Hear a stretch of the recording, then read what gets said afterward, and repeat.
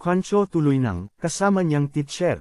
RJ, uwi mo na kaya? Saphia sagot ko.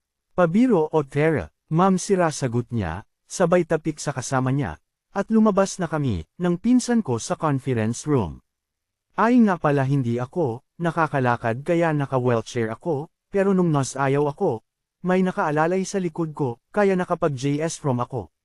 Papunta na kami sa car sabay tinawag ako nila, Saphia hatid namin. Kayo sabi nila, ay wait column lang kami, sa principal. Dagdag pa nila, at pinayagan, sila. Naglakad na kami patungo sa car at, naka-rating na kami, sumakay na ako, sabay tulak din, kay Saphia papasok ng car.